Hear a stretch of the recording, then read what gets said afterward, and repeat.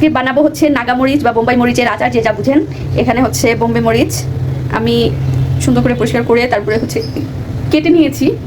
দেবো সাথে হচ্ছে রসুন, এখানে হচ্ছে তেঁতুল, এটা হচ্ছে সরিষা বাটা, এখানে হচ্ছে আমি লেবুর রস টিপে নিয়েছি, শুকনা মরিচ আছে, দারুচিনি এলাচ আছে, এটা হচ্ছে পাঁচফোড়ন, এখানে পাঁচফোড়নের গুঁড়া, আদা রসুনের পেস্ট, দেবো সরিষার তেল।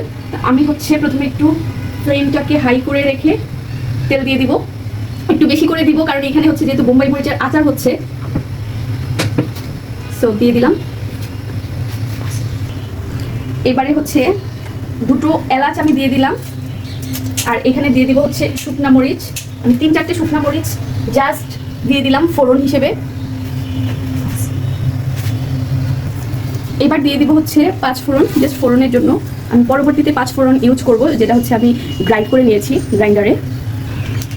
এবার এখানে দিয়ে দিব হচ্ছে একটু করে আদা রসুনের পেস্ট,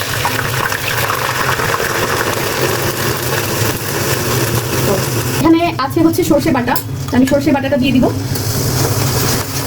এখানে দিয়ে দিব হচ্ছে লবণ, একটু করে হলুদ গুঁড়া, একটু করে মরিচ গুঁড়া, নেড়ে চেড়ে মিশিয়ে নিব সবগুলো ইনগ্রেডিয়েন্ট। এ পর্যায়ে আমি রসুনগুলোকে দিয়ে দিচ্ছি। আমি 2 রকমের রসুনই ব্যবহার করেছি, দেশি এবং হচ্ছে ইন্ডিয়ান। আবার হচ্ছে নেড়ে চেড়ে মিশিয়ে নিব।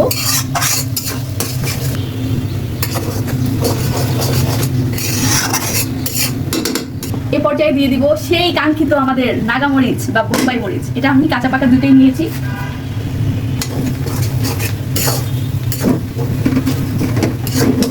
সুন্দর করে নেড়ে চেড়ে মিশিয়ে নিব। কালারটা এখনই দেখতে যে কি সুন্দর লোভনীয় হয়েছে বলেন তো। এ পর্যায়ে দিয়ে দেব হচ্ছে তেঁতুল। এখানে আপনারা তেঁতুল যে ভিজিয়ে রাখতে হবে এমন কোনো কথা নাই, আমি এখানে বিচি সহ তেঁতুল দিয়ে দিয়েছি। এ পর্যায়ে দিয়ে দেব হচ্ছে চিনি। এবার নেড়ে চেড়ে মিশিয়ে নিচ্ছি সবগুলো উপকরণ। পর্যায়ে আমি দিয়ে দিব আগে থেকে ভেজে রাখা পাঁচফোড়ন, যেটাকে আমি তেলে তারপরে হচ্ছে গুঁড়ো করে নিয়েছি। আর এটার মধ্যে আমি একটু শুকনা মরিচও দিয়েছিলাম 4-5টে। এই যে এখন হচ্ছে নেড়ে চেড়ে ভালো করে মিশিয়ে নিতে হবে। এক পর্যায়ে হচ্ছে অ্যাকচুয়ালি ভাজা ভাজা করে নিতে হবে। ঠিক শেষ হয়ে গিয়েছে, মানে আমার হচ্ছে আচারটা অলমোস্ট রেডি। এই পর্যায়ে দিয়ে দিব হচ্ছে লেবুর রস, এখানে আমি 2টো লেবু চিপে নিয়েছি, দিয়ে দিলাম হচ্ছে লেবুর রস, দিয়ে আবার নেড়ে চেড়ে মিশিয়ে নিচ্ছি। চুলাটা এখন অফ করে দিলাম, আর এই হচ্ছে ফাইনাল লুক। কেমন হয়েছে জানাতে অবশ্যই ভুলবেন না, কমেন্ট করুন। আজকে এই পর্যন্তই। আপনারা আসলে এটা গরম ভাতের সাথে খেতে পারেন, খিচুড়ির সাথে খেতে পারেন, পোলাওয়ের সাথে খেতে পারেন।